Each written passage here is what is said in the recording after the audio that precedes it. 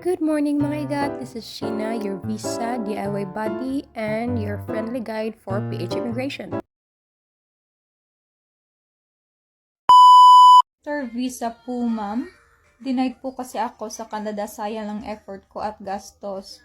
Wala daw po kasi akong property dito sa Philippines. Sana masagot. TY in advance. Sis, if yung tanong mo, yung about sa visitor visa ba magagamit yung annulment papers? Yes, sa visitor visa. If may mga anak din kayo sa partner nyo, pwede nyo din yang gamitin if hindi pa tapos yung annulment nyo na nagpo-process naman at may, lalo na if may big chances na ma-approve yung papeles, yung kaso, pwede nyo din yang gamitin.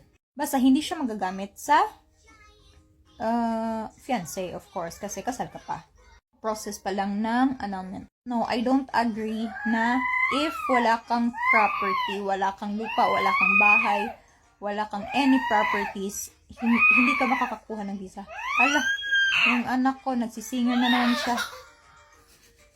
Ang daming pwedeng magamit, ma'am. Ang daming pwedeng magamit. Diba kahit walang property, kahit walang work, kahit walang business, walang anak, walang kung ano dyan. Pero yung sitwasyon nila, may iba pala silang magagamit.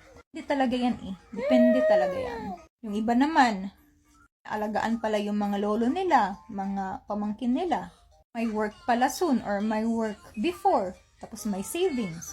Or may kukunin na exam. May kukunin na license exam. Mga ganyan. May kukunin na OJT or what. May loans, may credit cards. Ang daming magagamit. Hindi lang property. Huwag kayong magsayang, mag-ipon ng pera para lang makakuha kayo ng bahay at lupa. Tapos, ang mahal-mahal yan. Kukuha kayo, okay, kukuha kayo niyan. Tapos yan lang din yung ipapasa nyo.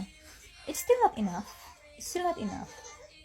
Yung kumbaga, mag-apply ka ulit, tapos okay, magpapasa ka na ng property, tapos mag-i-expect ka na, hala, makakakuha na ako ng visa kasi may property na ako, nakabili na ako. Hindi po. Hindi din ganun kadali eh. So, use lots of strong ties. At talagang magsa-study ka, mag-iisip ka talaga ano yung best na pwede mong gawin. Daming tips dito sa TikTok ko. You can check further. Mag-aasikaso, of course, andito ako. Anyway, have a good day, good luck, and sorry to hear yung yung denial mo. Be more prepared na lang next time. Bye!